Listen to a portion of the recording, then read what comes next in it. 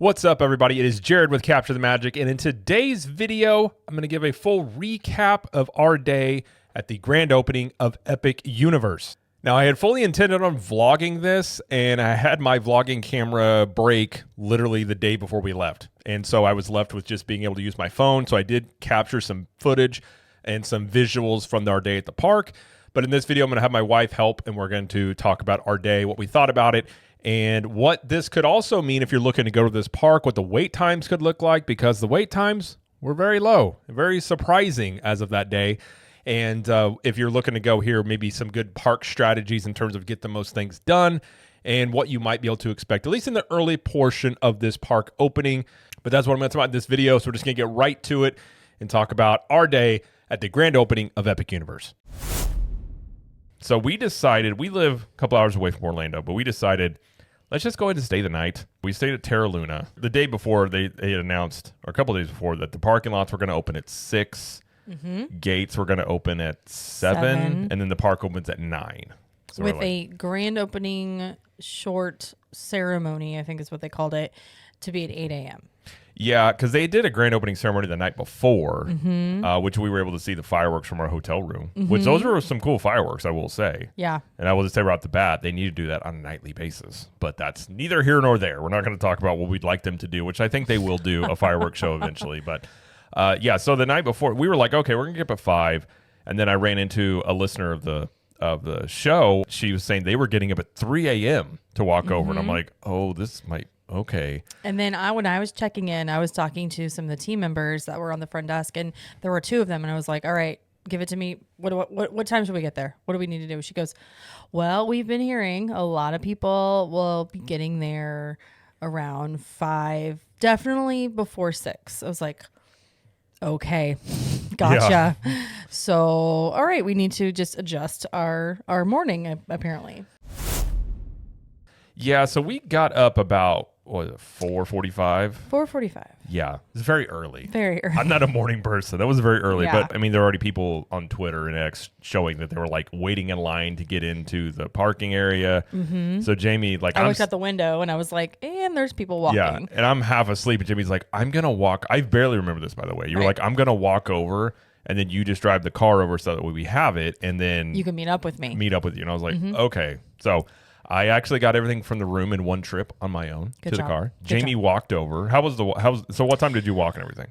So I left the room right at 5, I think. And the way you have to do it from Terra Luna is it's not like a straight shot. Like you can't just leave the parking lot and go straight over and join a walkway.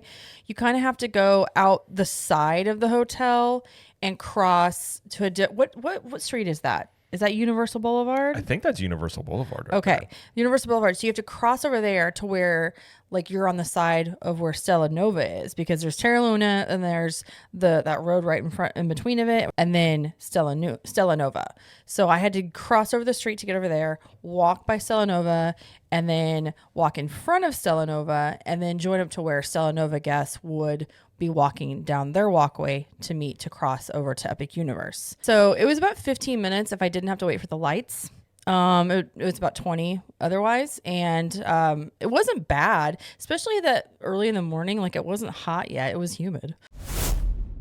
I got in line it was like 5:20, 5:25, something like that. How many people were in line at that point? It's hard to tell. So the way that they were doing it was people from the buses and people that were walking over were kind of conglomerate into like one area before they open the gates. And the way that they do that is the bus depot, I guess you could call it, is on the side of Epic Boulevard right there.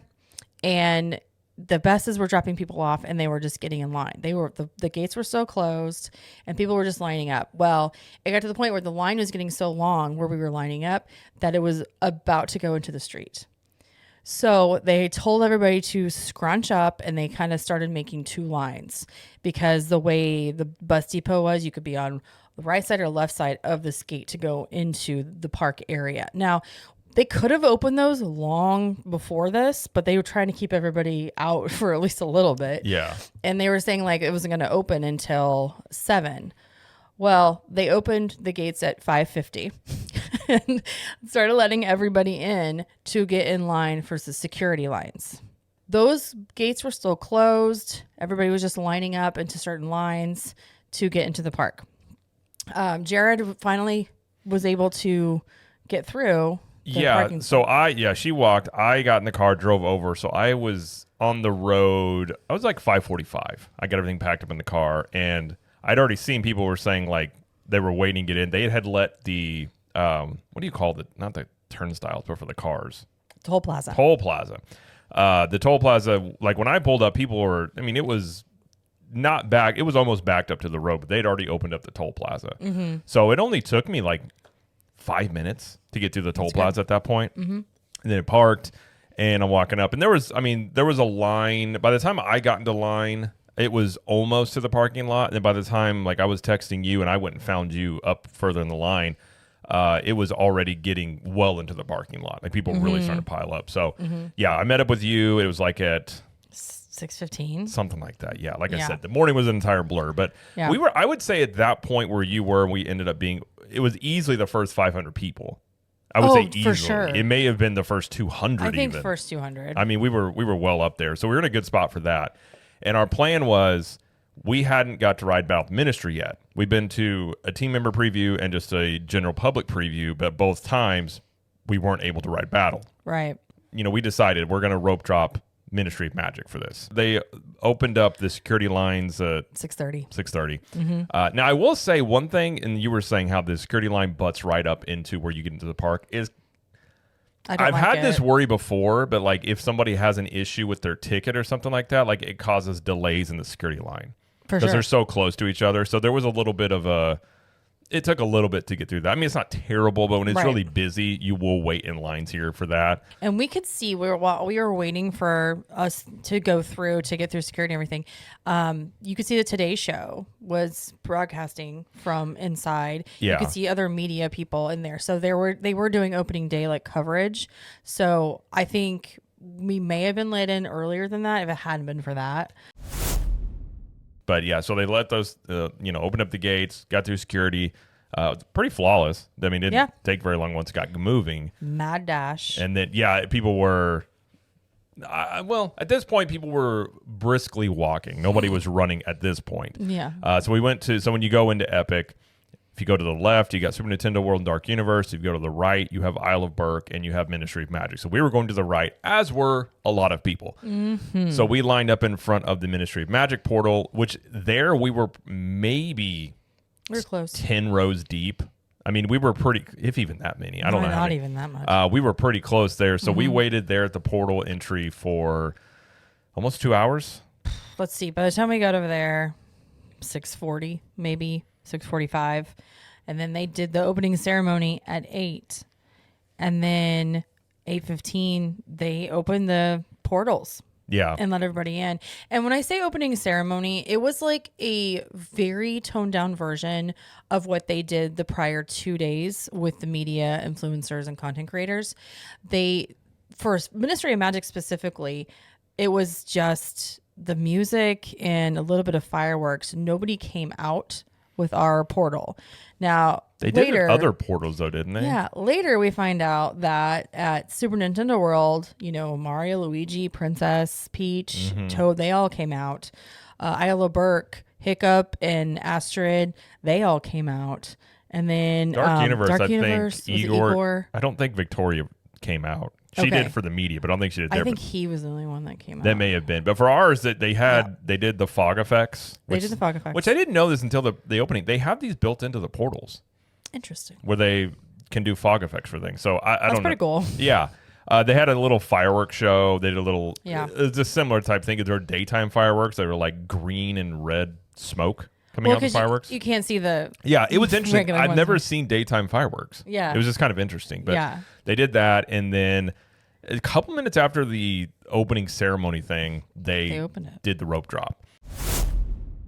Yeah. And then I will have this overlaid on the video here. This was where some people were running. Mm-hmm. Some people, it was basically a mad dash to go through the portal to get in line to battle with the ministry, which is where we were going. But the team members were just like clapping and they were so excited for us. It was great. It was cool. It was really so cool. we go back there and we get in line for battle with the ministry.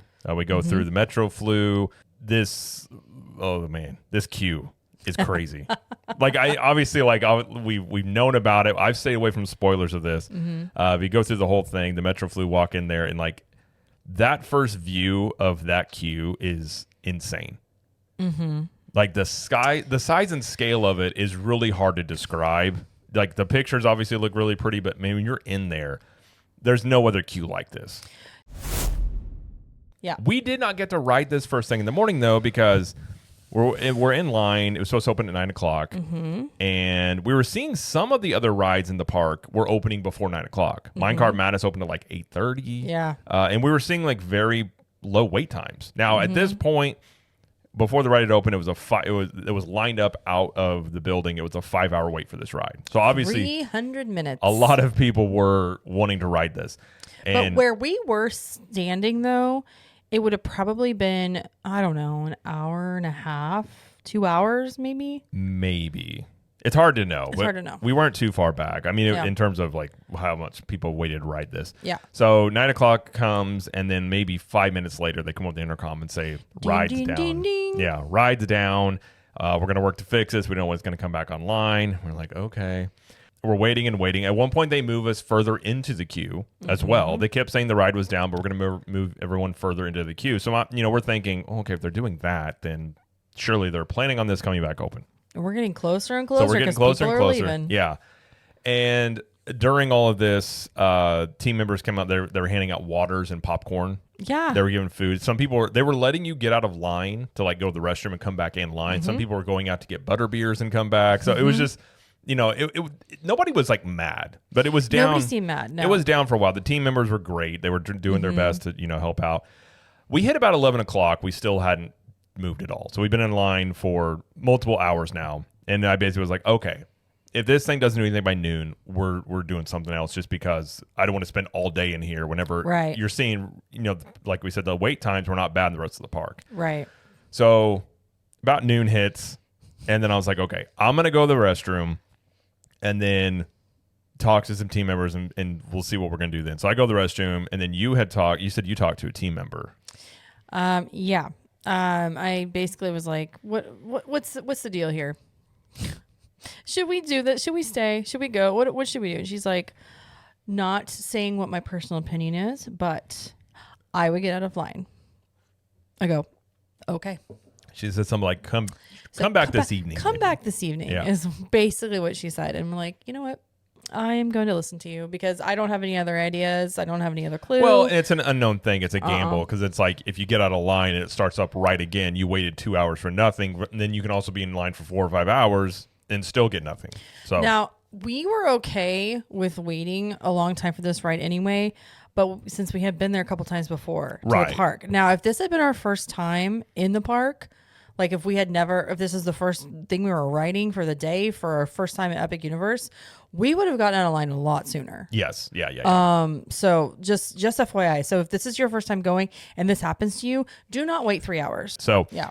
We got out of line. Turns out about 12:30 they gave out express passes to people. But yeah, we're just no way to know about that. I had heard, and I think they didn't dump the line earlier because they would have had to hand out too many express passes for the day, for how many people were there. Yeah. But it's fine. So we decided we're in the Ministry of Magic, and it's, like I said, about 12:15, 12:20 at this point. So we walked by, and we're like, let's do Le Cirque Arcanu. Yep. Because we hadn't done this yet, and the other show in the lane here. So we got in line to do that because the show time was like within 2 minutes. Mm-hmm. So we went and watched that. I enjoyed the show. It's not one of those I would go to every time I went to the park, I don't think. No, it's not as good as Untrainable Dragon. Untrainable Dragon I could watch like over and over. That show is, and I'm not a show person in general, the Untrainable Dragon is a fantastic show. Yeah. So that one for sure is I think better than this one, but this one was fine. It was entertaining, but so that was about 20 minutes ish of that show. Long. So we got out of there and we're just like, let's take, we're looking at wait times, and the shocking part about this was I was assuming that the park was just, going to be slammed and it was going to be super busy. Mm-hmm. You were seeing wait times of 5 minutes, 10, 15 minutes on things. Like wait times were not bad.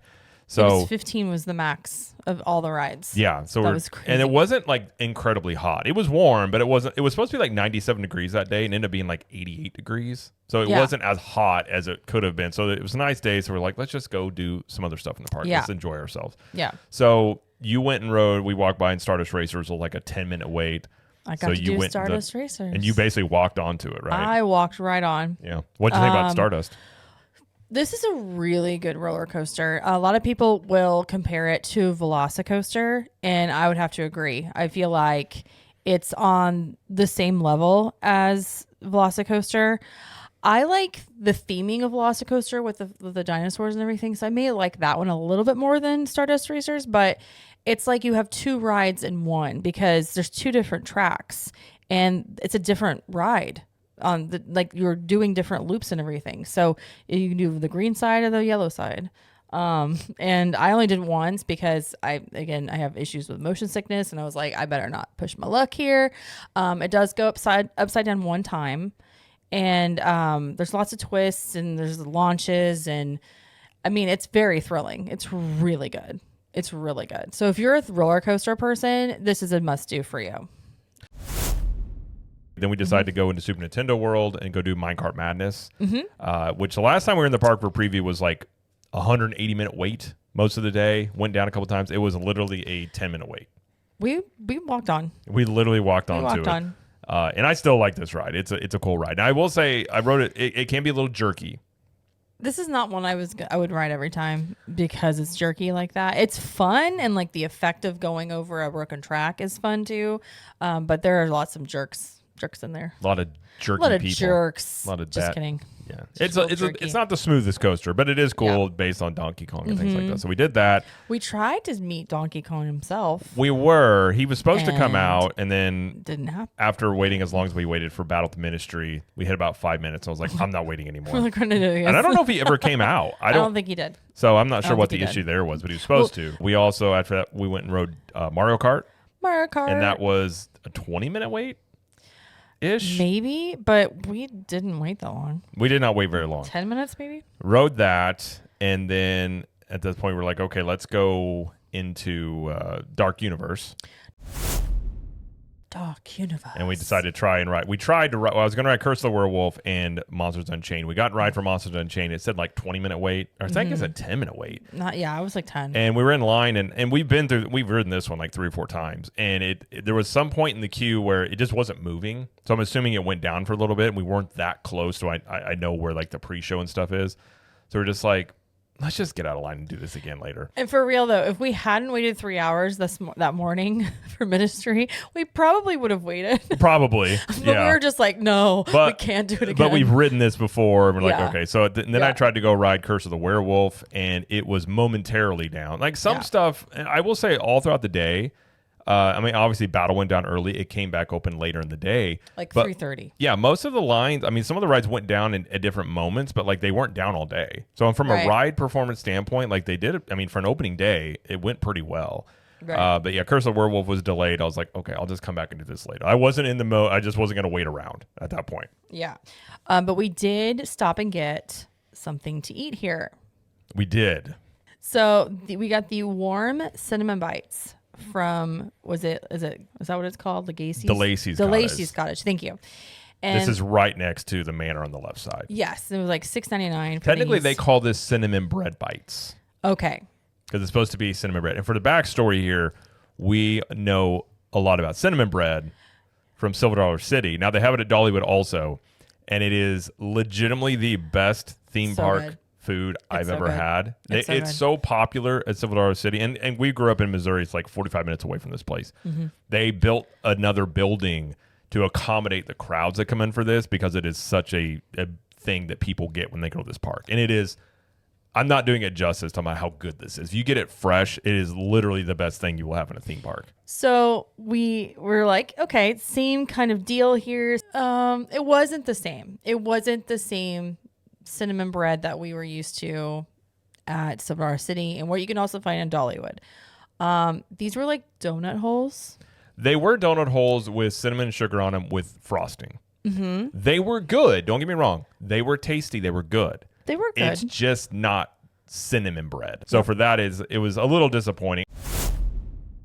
And then after that, we decided to head over into Isle of Burke because at this point, it's 2 something. Ish, somewhere around there. Yeah, and we were also really hungry. So we went in here and we're like, okay, we rode Hiccups, Hiccups Wind Gliders was a 5-minute wait. We walked on. Walked right on, rode that, loved that ride. Such a good ride. We went to ride it again and it went down for a little bit. So then yet again, we just got out of line. We're like, we're hungry. We weren't going to ride Fire Drill. Didn't really want to do Dragon Racers Rally, even though even Dragon Racers Rally was like a 10-minute wait. So at this point, we're like, okay, let's get some food. Let's get the mac and cheese, or the mac and cheese cone that everyone's been talking about. This is at the Hooligans Grog and Gruel. It's over by the Viking training camp over there and the Dragon Racers Rally. And we got the hot one. It's a Dragonfire Chicken Spire Macaroni Cone. Yeah. So if you know what these are, it actually is really big. So this version of it is around like $17. It's a little pricey, but it is a lot of food for what you get here. So this is Dragonfire Chicken Spire is creamy mac and cheese with Nashville style pulled chicken, hot honey, some sort of peppers, chimichurri, and crispy onions served in a crunchy cone. And the cone is kind of a garlic bread type of cone too. And then we took this into Meat Hall, and we also got some yak nog while we were in there. Ooh. Meat Hall, I love Meat Hall. It's themed very well, but it was not busy in there at all. No. But the mac and cheese, like this was very filling, very good. I would get to, I mean, there's a reason this has become a hit. It's very, very good. Well, and yeah, we decided to do that one. There's also the goldfish mac and cheese, which is just mac and cheese with goldfish crackers on it. I was like, no thanks. And then the other one is PB&J, which is pork, bacon, and jam. But that one does have peanut butter in it, and I cannot have peanut butter. Jamie is allergic. It could have used some more chicken. Could use more chicken. But overall flavor and the presentation and the amount of food you get for this, they're big. It was very good. Like I said, I could have eaten on my own. I'd have been very stuffed at this point. It was hot. I mean, like it wasn't like out of control. It was mildly spicy. But I really liked this one that we got. Would I get it again? Probably. Oh, I would get this again. Probably. I'd like to try other, like maybe the regular one. I know you can't do the PB&J one. Right. I would like to try that one. Okay. And you can walk around and eat this, which is kind of nice. Like the way in which you're in a theme park, it's built to I did like that part eat too. on the go. You don't have to have a plate or anything like that. So that part was good. I did like that. The yak nog. What did you think of the yak nog? So the yak nog was it's under desserts when you order it at Mead Hall. And it's basically like a hot chocolate, well, not hot chocolate, more just like thick chocolate milk with like cinnamon. Yeah, it says it's a chocolate and cinnamon malted drink. Okay, there you go. And they also put some whipped cream on it and things like that. Whipped cream was real heavy too. It's very thick. I enjoyed that part. It was good. It was really good. It was good. It wasn't, for whatever reason, it wasn't as good as I thought it was going to be. Yeah. But it was fine. Like I would get it again. I think it would be really good if this was warm on like a cold day. I feel like that would be really good, almost like a hot chocolate. But it was solid, and it was I think it was like what, $6.99? Yeah, something like that. So not a terrible price for that. We just shared those two things. Yeah, it was enough. Did that, and then obviously we've been up since 4:45 a.m. and we were very tired. It was now 4. And I also, we FaceTimed our kids real quick, just say hey to them. And then I was like, we were just like, let's go take a nap in the car. Or let's just get out of the heat. Because typically the way they do theme parks is like we take a midday break. Because we'd already checked out of our hotel, so we couldn't go back there. I mean, I guess we could have slept on the benches in the lobby. But that's yeah, weird. so we went to the car. The break worked it helped me out a lot. So we took a nap, got out, and then I was like, okay, I went and got a coffee, which that really helped. To the nap and the coffee, I was good to go. So we got back into the park about 6 o'clock. So we took, we went back to the car about 6 o'clock, come back in. Battles Ministry had been back online. The wait times were slowly kind of getting lower and lower. And we'll talk about that at the end of like the best time to maybe ride this. And we were like, okay, let's give this a go again. Yep. So got my coffee, and then we went and got in line for battle again, and we were able to ride it this time. Yay. The wait time said it was a 180-minute wait when we got in line. We got in line, it was 180. By the time we got through the line a little bit, it had dropped to 150. Yeah, we waited about 80 minutes. So we were about half of what was posted. Yeah. And we won't do a full review on the ride, but I will just say this ride is fantastic, insane. Everything that goes on in here, I understand completely why it breaks down all the time. Very similar to Rise of the Resistance, all the moving parts in there. Again, the scale of this ride building and everything in here is bonkers. Just of how big these rooms are and like the movements, like you are in it does feel like you are in a wizarding elevator because it's like you're just always you feel like you're floating all the time. Yes. You don't ever feel like you're just stationary. Yes. And I love the ride. Absolutely loved it. It was great. I think from hearing from other people, I think they've nerfed it a little bit. I think there was a bigger drop at one point. We did not get that. Yeah. And I think that's probably part of the issue with this ride breaking down with the sensors is that part of it.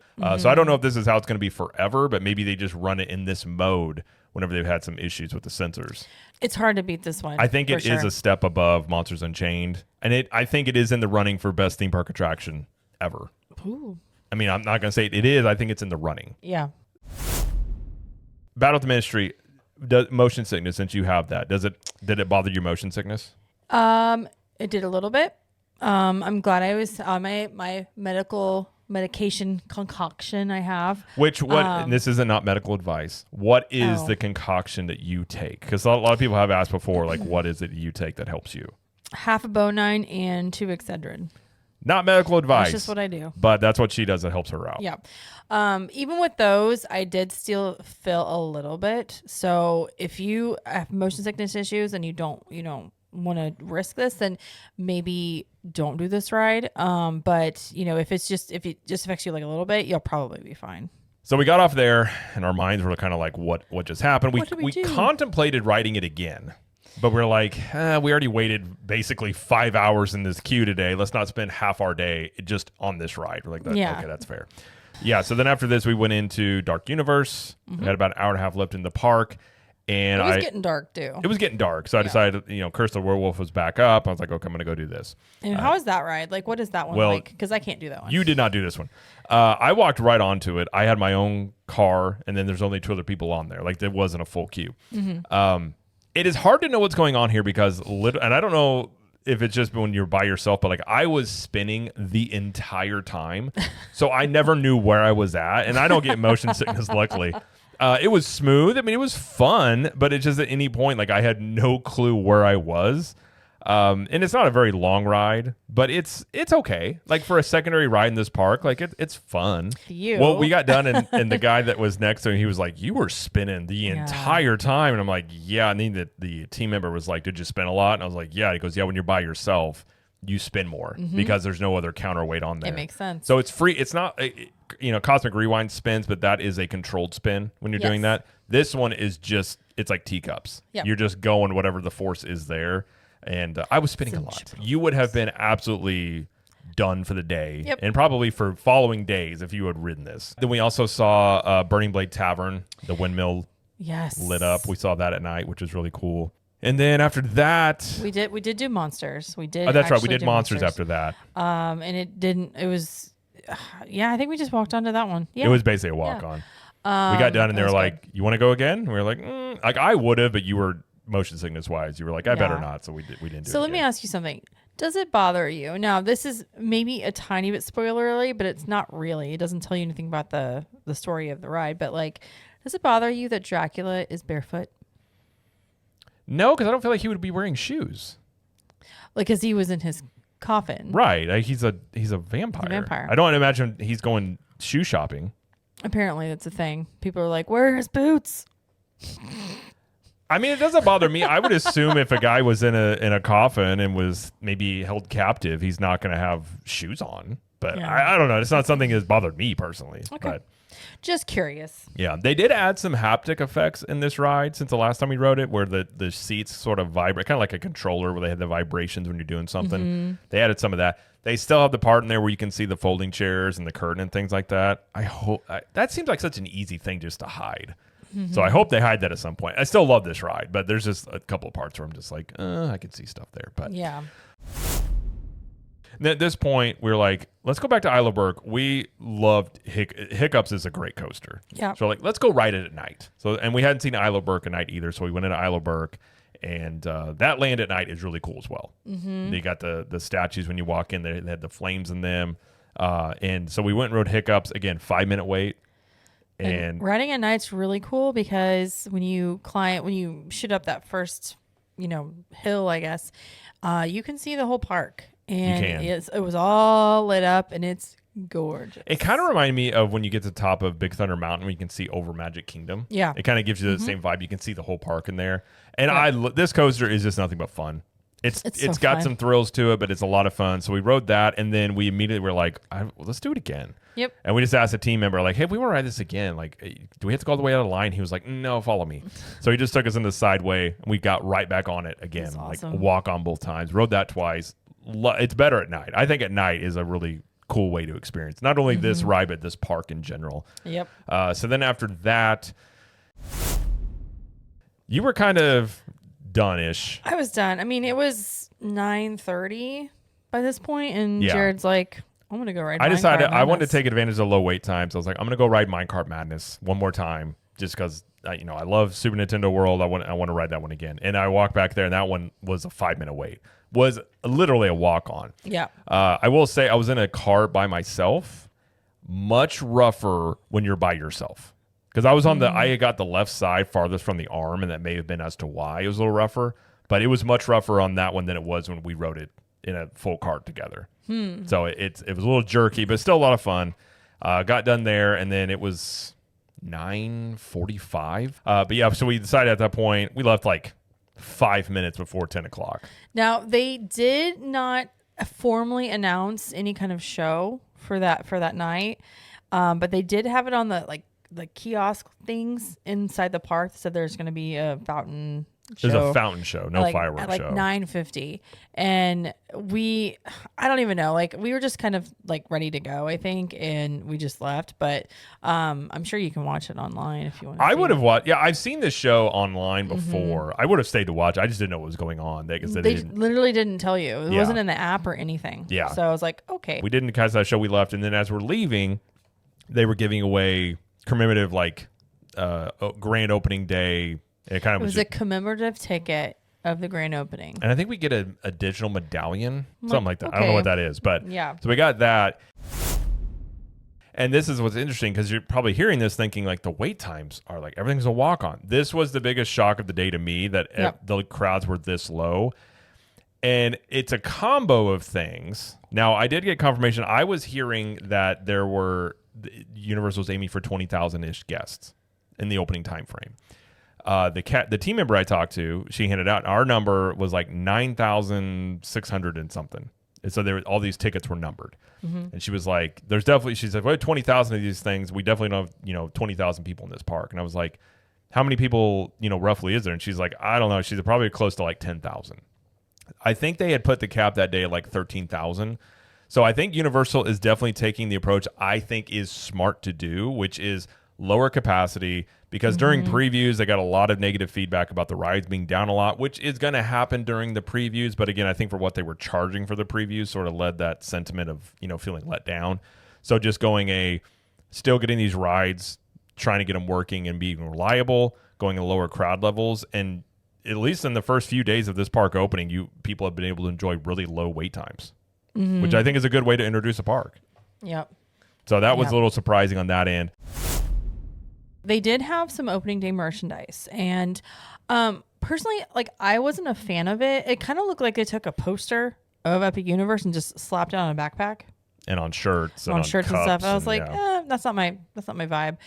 They did have some pins for each of the portals, each of the lands, and those were kind of nice. You could buy like a 5-pack of it as well, and that was available later than day.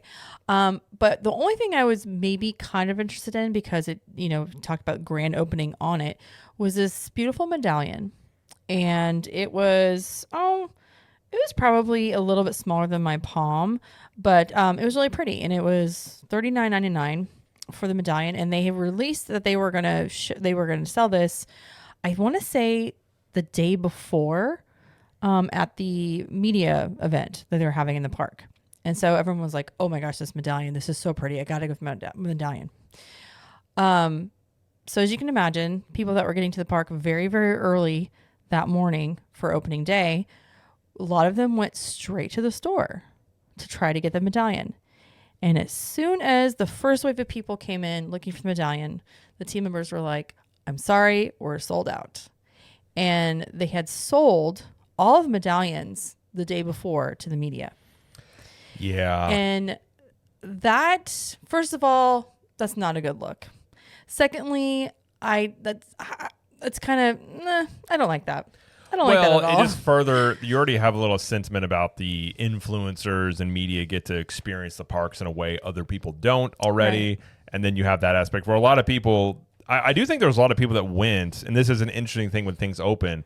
They didn't really go to ride rides. They were there sort of for the environment and the merchandise, and just saying people that do that. Yeah, and just saying like I was there that day. Right. And I think that for those people especially, that's very disappointing.